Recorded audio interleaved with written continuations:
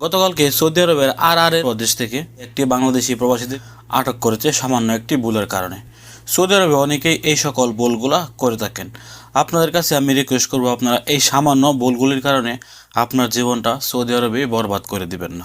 গতকালকে যে বাংলাদেশি প্রবাসী ভাইটিকে আটক করা হয়েছিল আর প্রদেশ থেকে, তার অপরাধ ছিল সে একটি মেয়ে বাচ্চার সাথে, এখানে উল্লেখ করা আছে যে সে একটি মেয়ে বাচ্চার সাথে এই প্রেজেন্ট করেছেন বা মেয়ে বাচ্চাটির শ্লীলতাহানি করেছেন। আসলে কি সে এখানে এগুলো করেছেন কিনা আমার জানা নাই, তবে আমি অনেক বাংলাদেশি প্রবাসীদেরকে দেখি তারা সৌদিদের ছোট ছোট বাচ্চা দেখলে তারা তাদেরকে গিয়ে টাচ করে, তাদের সাথে দুষ্টামি করার চেষ্টা করে। এটা সৌদি আরবে কোনোভাবেই সৌদি বাচ্চাদের গার্ডিয়ানরা মেনে নেবে না। আপনারা সৌদি বাচ্চাদের সাথে কখনোই দুষ্টামি বা তাদের সাথে কখনোই খেলাধুলা করতে যাবেন না।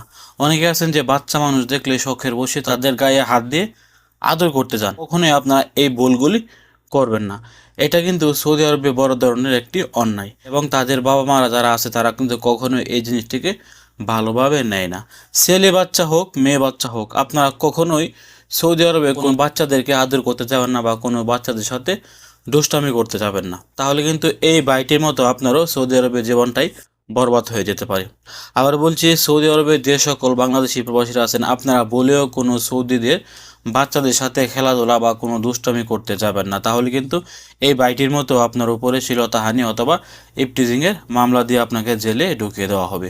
এই ছিল আজকে গুরুত্বপূর্ণ একটি আপডেট তথ্য। ভিডিওটি সর্বোচ্চ শেয়ার করবেন, সর্বোচ্চ শেয়ার করে সকল প্রবাসীদেরকে জানিয়ে দেওয়ার চেষ্টা করবেন তারা যেন কখনোই সৌদি বাচ্চা দেখলে তাদের গায়ে হাত না দেয় বা তাদেরকে আদর করতে না যায়।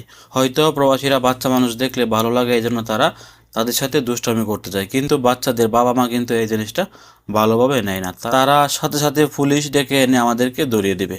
তো ভালো থাকুন, সুস্থ থাকুন, সৌদি আরবের নিত্য নতুন সংবাদ পেতে দূরপ্রবাসের সঙ্গে থাকুন। আসসালামু আলাইকুম।